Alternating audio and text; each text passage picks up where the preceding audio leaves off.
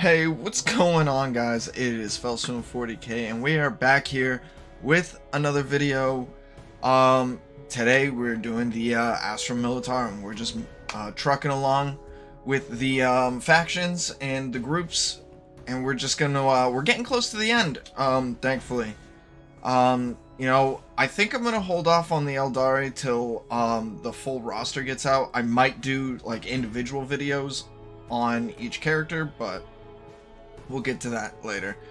Today we're doing the Astra Militarum, and I must say the Astra Militarum, besides like one or two characters, probably kind of meh. I'll explain a little bit more as I go in depth. So let's jump right in. So we're gonna start off with Sybil Divine, and Sybil Divine is a psyker. She's really just I think she's just a lesser Varro in my opinion, but we'll get into her active, which is Psychic Maelstrom. 100 deals 119 to 126 psychic damage to a target within 2 hexes. 75% chance to score another hit, 50% chance to score another hit, and then 25 chance to score another. So this is good, right? Like, I mean, basically, it's all right. It's Varro's ability, right? Except it just has a chance multiplier to it, right? So I don't think it's good in that aspect. Me personally, I'm not a big fan of chance abilities. Simply put, because you're just rolling the dice and being left in fate's hands, and a lot of times that might not get what you want out of it, or you could get extremely lucky and boom, you won the round with it. But that's how I feel about it. Moving on to her passive is Night Shroud. All friendly units starting their turn adjacent to Sybil Divine gain infiltrate for that turn and take minus 17 damage from each unit.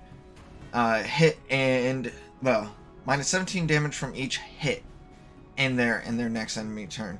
So that's honestly not bad. That's actually really good. Night Shroud is probably one of the better abilities. It's going to be worth leveling up, simply because just the damage reduction, and it's only a level 8 and it's going to go to 20 next. So that's not bad. Damage reduction like that. Overall though, I don't really use her outside of the campaign. I haven't really found a use for her, but I think there might be something. I've seen a lot of videos of other people explaining about her, and I just don't see her. But we're gonna move on. Commissar Yarrick. Yarrick is the paid for character that you get when you first download the game. He's $5, and boy, let me tell you, he is 110% worth the $5. If you don't spend any money on this game, which I don't think you really have to, but if you do, it's free to play. Might as well spend $5. Get him, level him up. He helps you so much in, the Indominate, just in the campaigns alone. He helps you. PvP, PvE, all that stuff. 100% worth it. Let's go. He has resilience, so as you guys know, resilience is if he gets hit for something that would reduce his damage, his health down to 0, he negates that and brings himself to 1 unless it is an overkill. So let's go into his active, which is send in the next wave. Summons up to 4 Cadian guardsmen who immediately fire upon the target in range of Yarrick from random free hexes within range. So that's great. You just get 4 resources onto the field immediately that deal damage. Their survivability is actually not that bad. I've seen them tank a few shots because they have armor. So really good, absolutely amazing to have. And then his passive really coincides with it.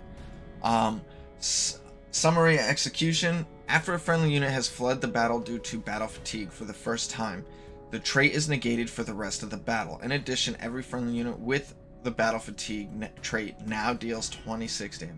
So that means if, say you summon all 4, one of your Cadian guardsmen gets killed, 1 flees, boom, this gets activated, and your next 2 Cadian guardsmen get plus 26 damage and now can't flee from battle.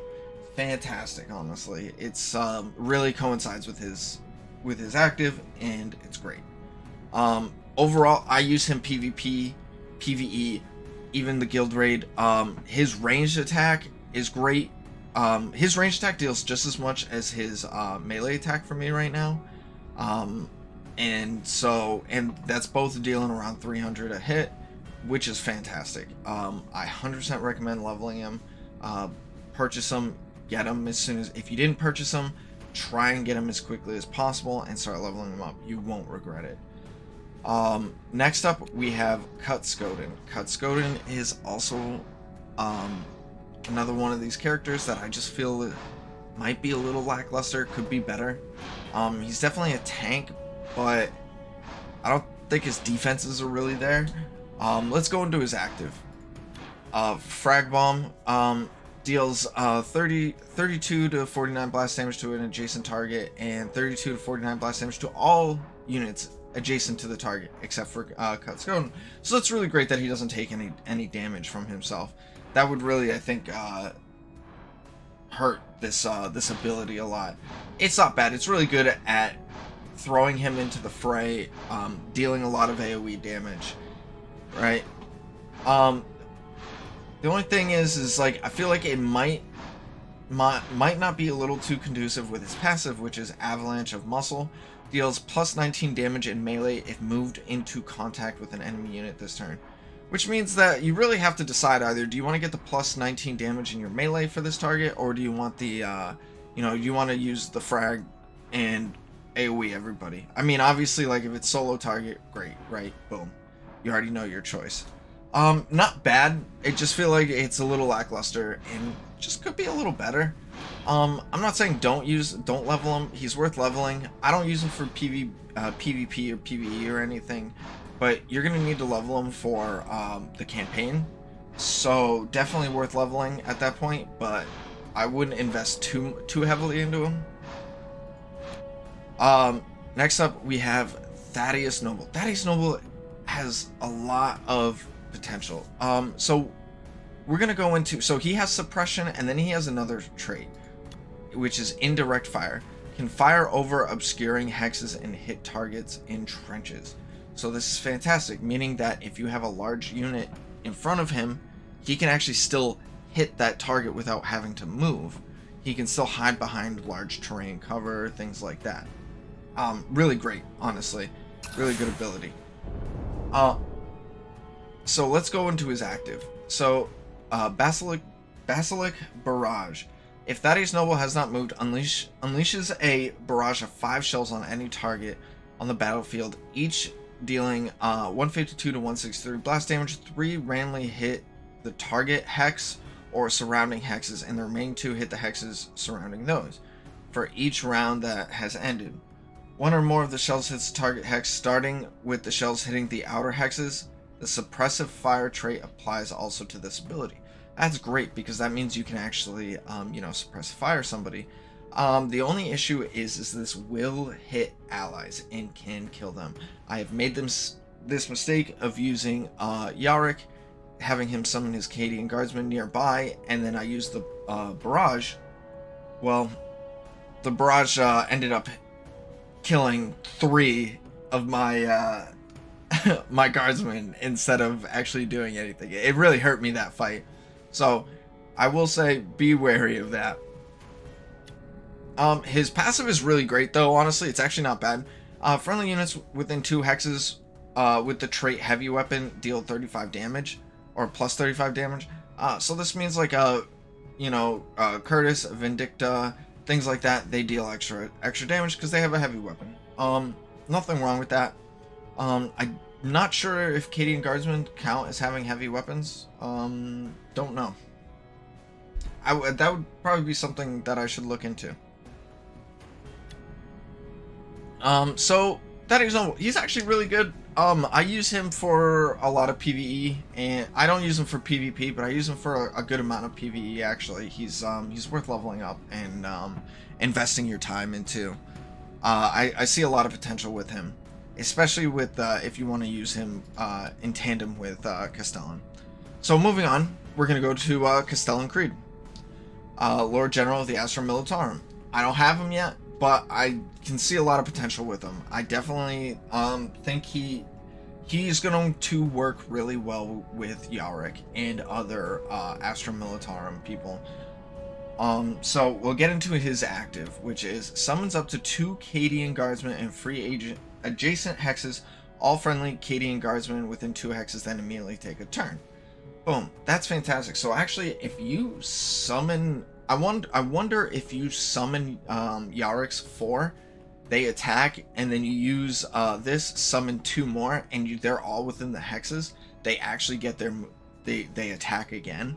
I would actually like to see how that works. If that does, fantastic. Honestly, he will be amazing with that. His passive is Swarm Protector. So when he takes damage, Color Sergeant Krell appears in a free adjacent hex. And then anytime Creed is attacked, Kel switches places with him and takes the damage instead. Fantastic. It's very much like Celestine's, except it's just one person instead of 2. So, you know, just not as good as Celestine's, but it's still very good. These resources like this are always good because now you also have an extra unit on the field to deal damage if it doesn't die right away, right? So fantastic. Creed is gonna have, I think he has a lot of potential. I think the Astra Militarum together make up a really great group. I just don't see them being put in, outside of Yarick, into many other team placements and things like that. Definitely, I wouldn't say don't overlook them because there's plenty of use for them. I just think that there's just might not be as good as some of the other groups. Alright, so that's it for my video today. I want to thank you guys so much for all the views.